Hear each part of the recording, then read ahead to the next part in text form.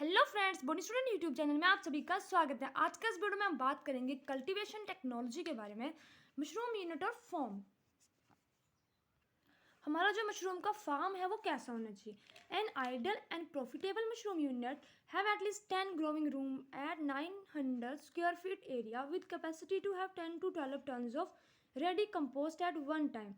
For pre-wetting and phase 1 of composting, the composting yard should be of dimension of 60 length into 40 breadth into 20 height, ये इनका dimension होना चाहिए। With galvanised iron GI roofing and cover all side up to 2 to 3 feet high bricks wall to avoid compost preparation process from rain water, strong sunlight and other environment hazards. Mushroom farms के बारे में देखते हैं तो जो हमारे certain factors होने चाहिए हमारे पास। पहला, डिस्टेंस ऑफ द मार्केट हमें ध्यान में रखना है। Availability of good quality substrate material, transportation of both product and substrate material, ready availability of certain of clean water, clean water हमें अवेलेबल होना चाहिए। प्रॉपर ड्रेनिंग सिस्टम होने, farm layout and efficient flow of substrate materials, measure to prevent contamination on the farm, efficiency use of space. Floors कैसे होने चाहिए। Cemented floor are use, slightly inclined cemented floors provide a smooth surface that can easily by cleaning and allow excess water to drain, उसको हम easily clean कर सकते हैं। A screen basket should be used to collect the corrosive debris from the draining water. The drainage system of the different rooms should not be connected to prevent a disease in one growing room from easily separated to other room. The floor should also be smooth to facilitate handling and transport of material. हमारा जो mushroom है वो बहुत ही ज़्यादा clean area में grow होता है, तो हमें जो हमारे 2 रूम्स हैं उनका जो वाटर है वो एक साथ इकट्ठा नहीं होने देना है।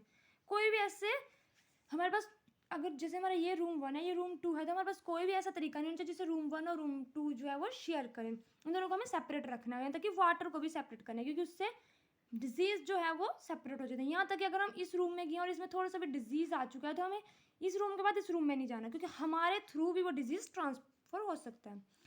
Doors, window and other opening. Doors and walls should be closed properly to prevent insect from entering the room. Growing room. Insect को बचाना है ग्रोइंग रूम में जाने से। Farm hygiene, hygiene vital on a mushroom farm since chemical control of pest and disease is not possible in small scale mushroom cultivation.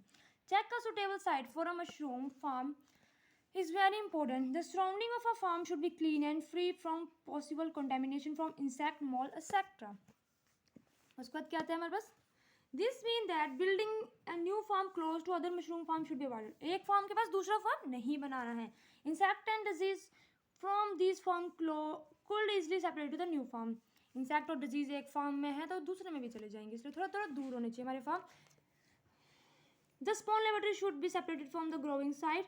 The growing room ought to be separated by walls plastic to keep the different stages of cultivation apart. As a matter of fact, no incubation or spawn running should take place in the same room. हमारे जो rooms हैं उनको हमें wall या plastic से separate करना है। जिसमें हम स्पॉन प्रोड्यूस करेंगे उनको अलग रखना है, और ग्रोविंग रूम या मशरूम ग्रो होंगे उनको अलग रखना है। उसके बाद आता है हमारे पास substrate. The material on which substrate जो है वेरी इंपॉर्टेंट है हमारे लिए। The substrate on which the mycelium of mushroom grow इसका सबस्ट्रेट, जिस पे हमारे माइसीलियम का सीड जो ग्रो देगा सबस्ट्रेट। वीट स्ट्रॉ हो सकता है, बनाना लीव्स हो सकते हैं, बनाना पोटैटो स्टेम हो सकती है, बर्ली स्ट्रॉ हो सकती है, बीन पाउडर होता है, स्ट्रॉ, कोकोनट फाइबर, कॉफ़ी से बहुत सारे coffee, sawdust, corn stops, cotton straw, cotton husk, groundnut shell, और बहुत सारे हमारे पास हो सकते हैं substrate. Factor to consider in substrate selection, क्या फैक्टर हमें ध्यान में रखने हैं। High link substrate, easy to use, cost का अवेलेबिलिटी ध्यान रखनी है, स्टोरेज, कॉस्ट ऑफ ट्रांसपोर्ट, उसको अगर कहीं दूर किसी और स्टेट से हम लाएंगे तो फिर वैसे हमें वो बहुत ज़्यादा कॉस्टली पड़ जाएगा। Clean without moulds, colourisation if possible from the previous harvesting, पिछली कोई हार्वेस्टिंग हुई है क्रॉप से उसको हम लेंगे। कंटेनर्स क्या होने चाहिए हमारे पास, 3 main containers are tray, shelve और वैक्स। 3 टाइप से हम ग्रो कर सकते हैं। Tray mostly commonly use, plastic bag are disposable and cheap but require extra handling. Tray जो है ईजिली हो सकती है, प्लास्टिक बैग जो है वो डिस्पोजेबल होती है और उनको एक्स्ट्रा हैंडलिंग की जरूरत होती है।